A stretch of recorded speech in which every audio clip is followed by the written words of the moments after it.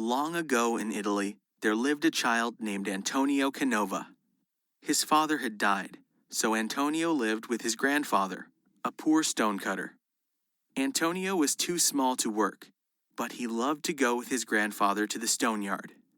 While the old man cut the large, unwieldy blocks of stone, the boy played among the chips, sculpting little figures from soft clay or smaller rocks. Antonio's skill surprised his grandfather. "The boy will be a sculptor someday," he said. Every night when they got home, Antonio's grandmother would say, "What have you been doing today, my little sculptor?"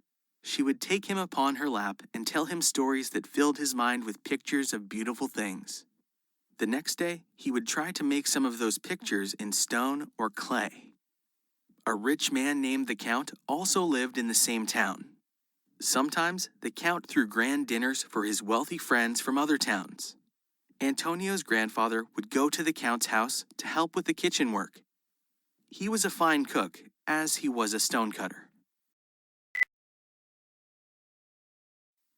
One day, Antonio went with his grandfather to the Count's estate.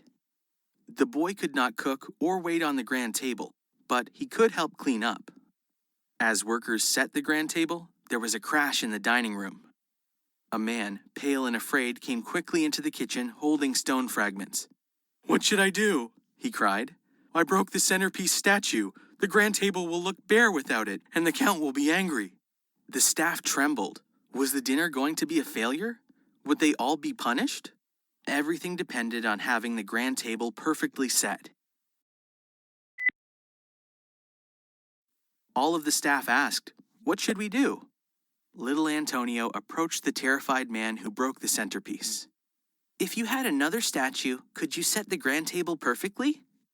"Certainly," said the man, "if it were the right length and height." "Perhaps I can make something that will work," said Antonio. The man laughed. "Impossible! Who are you? Talking about making statues on an hour's notice?" "I am Antonio Canova."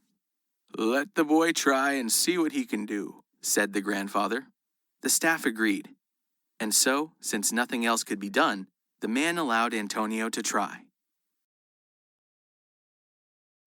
In the kitchen, a 200-pound piece of butter sat waiting to be appropriately prepared.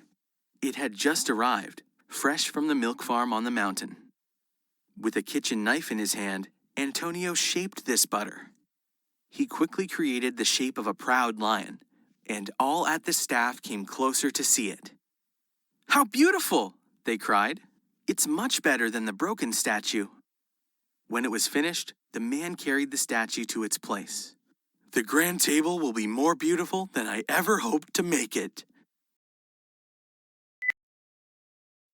When the Count and his friends came to dinner, the first thing they saw was the yellow lion on the grand table. "What a beautiful work of art!" they cried. "Nobody but a great artist could ever create such a figure. Who made it?" "Truly, my friends," the Count said, "this is as much of a surprise to me as to you."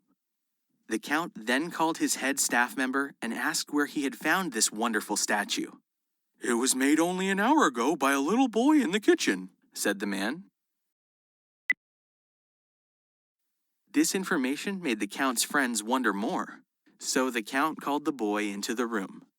"My boy," he said, "you have done a piece of work of which the greatest artists would be proud. What is your name, and who is your teacher?"